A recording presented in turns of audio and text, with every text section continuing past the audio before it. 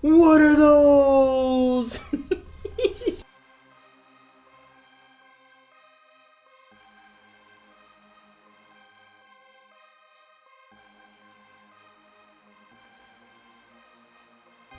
Alright, so we're back in the dirty shed, the messy shed. So I had a question from Adam S. He said, did you prime each piece individually or did you build the kit then prime it? So I guess,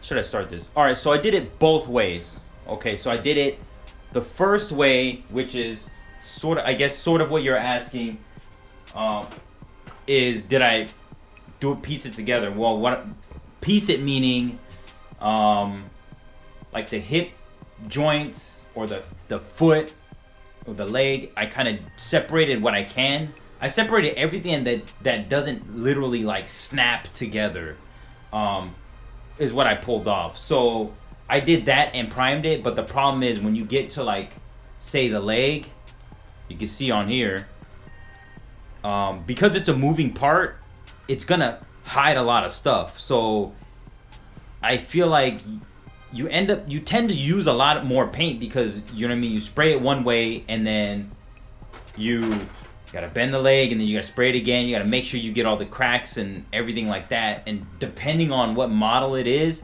it may be a lot more difficult or it might be a lot more easier. So I kind of walked away from doing it that way. So I did it a different way, which is basically keeping it on the tree and then priming it that way. It's a lot faster, it's a lot easier, but again, I kind of feel like you may use a lot more paint this way as well. Maybe not so much, but you end up spraying both the inside and the outside of the armor piece. You know what I mean? So the front and the back side. But you don't have to worry about having to miss a lot of areas and having to go back multiple times to try to cover everything up.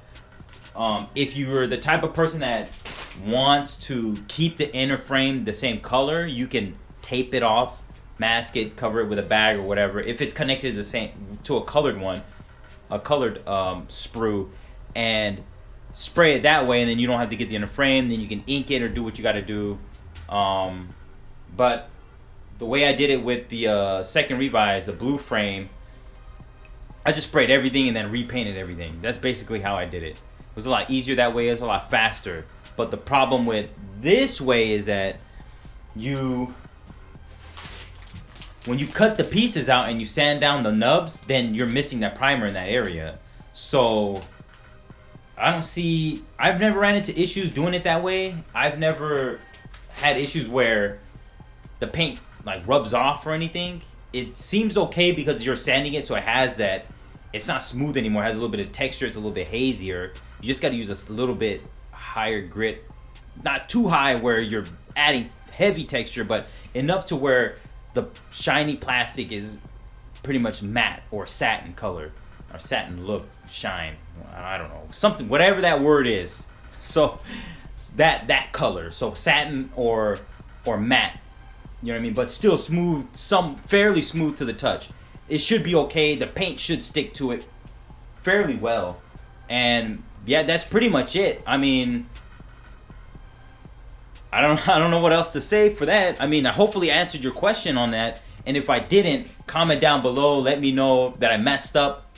And I'll try to see if I can either make, well, I don't know if I'm going to make another video. I don't know if anybody else wants to see it, but I can, you know what I mean, explain it a little bit better in the comments down below. Now that I have the video up, it's a lot easier to understand and grasp, I feel like. So hopefully this helps. And shouts out to Mr. Adam S. Peace.